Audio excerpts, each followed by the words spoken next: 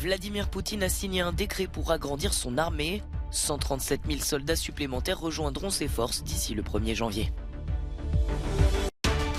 En Ukraine, pour la première fois, la centrale nucléaire de Zaporijia a été totalement déconnectée du réseau après l'endommagement de lignes électriques.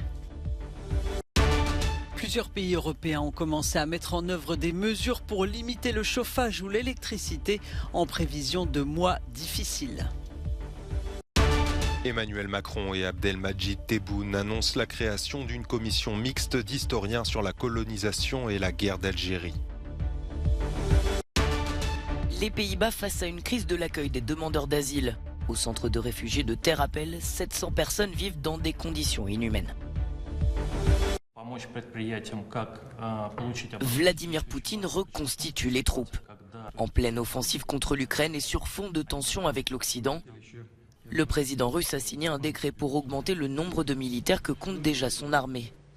D'ici le 1er janvier, 137 000 soldats supplémentaires rejoindront les forces de Moscou, qui atteindront plus de 2 millions de membres.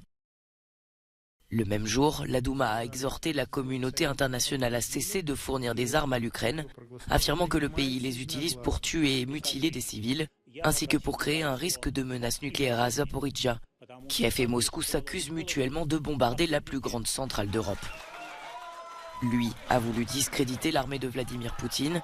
Evgeny Roizman, ancien maire d'Ekaterinbourg, a été arrêté pour avoir critiqué l'invasion russe. Après avoir fait face aux enquêteurs, cette figure de l'opposition a été remis en liberté.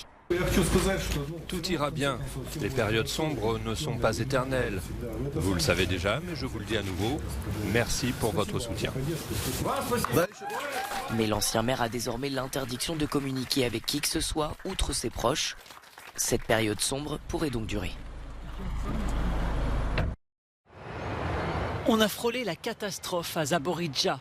La plus grande centrale nucléaire d'Europe sous occupation russe a été totalement déconnectée du réseau après l'endommagement de lignes électriques. Mais le site, régulièrement bombardé, est toujours en marche car il reste connecté à partir de la centrale thermique voisine qui peut fournir de l'électricité de secours. Aujourd'hui, pour la première fois dans l'histoire, la centrale de Zaporijia s'est arrêtée et la protection d'urgence des unités de production a été activée après que des bombardements russes ont endommagé la dernière ligne de production d'énergie de la centrale vers le réseau électrique ukrainien. Des générateurs diesel ont immédiatement commencé à fournir de l'énergie pour la soutenir après l'arrêt. Le monde doit comprendre la menace que cela représente. Si le générateur diesel n'avait pas été mis en marche, si l'automatisation et le personnel de la centrale n'avaient pas travaillé après la panne, nous serions obligés de surmonter les conséquences d'une urgence radiologique.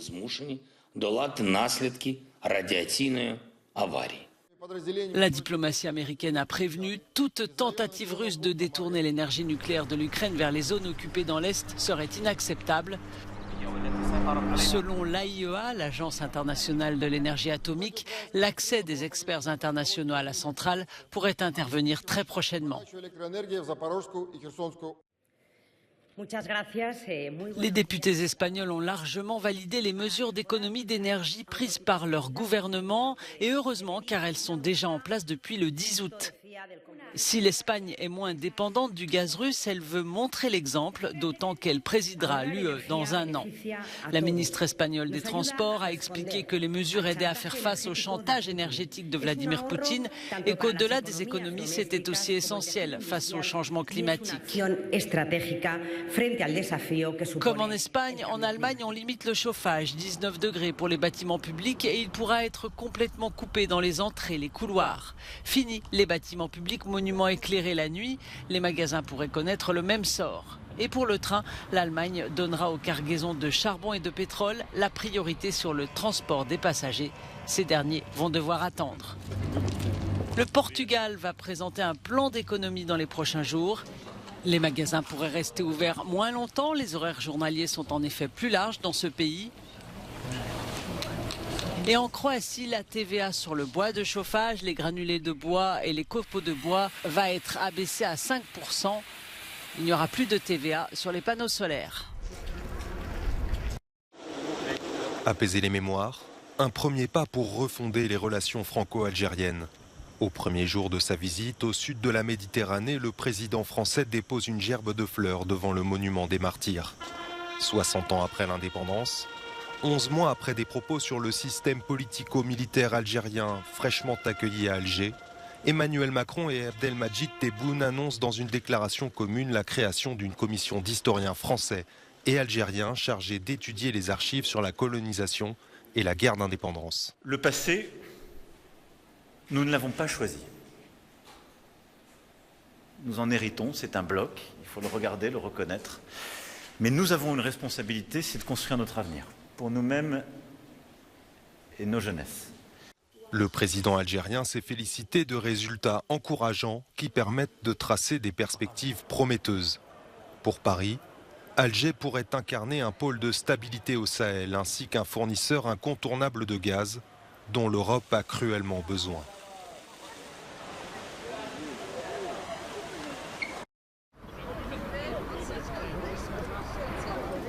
La colère gronde chez ces habitants de Terre-Appel qui scandent des slogans comme non aux demandeurs d'asile et partez. Ils protestent contre la présence de plusieurs centaines de réfugiés dans leur village du nord des Pays-Bas, à la frontière avec l'Allemagne. Nous manifestons car nous en avons assez des nuisances comme les vols dans les magasins. Les gens sont menacés, intimidés. Les migrants entrent par effraction dans les voitures et les maisons. Nous en avons assez. Et maintenant on voit des demandeurs d'asile rester dehors, devant le centre. Les vrais réfugiés sont les bienvenus, comme les gens qui viennent d'Ukraine ou ceux qui fuient le terrorisme islamiste. Mais là, ce sont de jeunes Africains et nous ne le tolérons plus.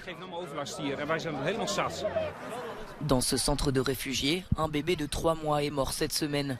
La cause du décès n'est pas encore connue, mais l'événement a marqué les esprits. Ici, chaque nuit, 700 réfugiés dorment à même le sol dans l'attente d'être enregistrés par le Centre national d'inscription des demandeurs d'asile. Je suis resté 3 jours.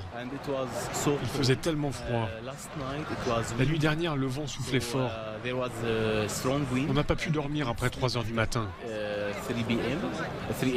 Nous ne sommes pas en sécurité à l'extérieur du centre.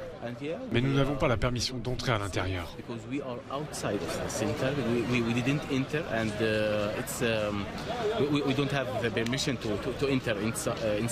Manque de médicaments, de nourriture. Les conditions de vie sont inhumaines, selon Médecins sans frontières qui intervient d'urgence pour la première fois aux Pays-Bas. Les Américains vont enfin savoir pourquoi le FBI s'intéresse aux documents récupérés chez Donald Trump. Un juge américain a ordonné que dans la journée soit publié un document judiciaire qui détaille les raisons de l'enquête. On pourrait donc connaître aussi l'identité de certains acteurs du dossier. Ce document, cependant, sera en partie caviardé, c'est-à-dire que certains extraits sensibles seront masqués. Le 8 août, le FBI avait perquisitionné la résidence de Donald Trump en Floride, saisissant des documents confidentiels que le républicain n'avait pas rendus, malgré de multiples demandes. Donald Trump dénonce une chasse aux sorcières. Elle est la 4e personnalité politique américaine à se rendre à Taïwan en un mois et cela ne manquera pas d'irriter Pékin. La sénatrice Marsha Blackburn est arrivée à Taipei ce jeudi pour réaffirmer le soutien des États-Unis envers l'île. Cela risque d'enflammer des relations sino-américaines déjà tendues à la suite de la visite de Nancy Pelosi le mois dernier.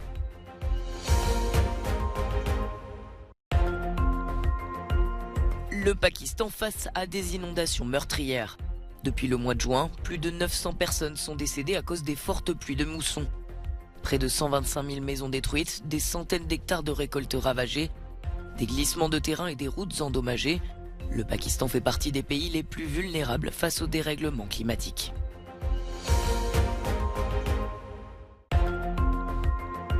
Karim Benzema, sacré meilleur joueur de l'UEFA cette année. Vainqueur du championnat d'Espagne et de la Ligue des Champions, le capitaine du Real Madrid devient le 2e Français récompensé par ce prix après Franck Ribéry en 2013. Le prix féminin a lui été décerné à Alexia Putellas, tenante du Ballon d'Or. La Barcelonaise a été championne d'Espagne avec 30 victoires en 30 matchs.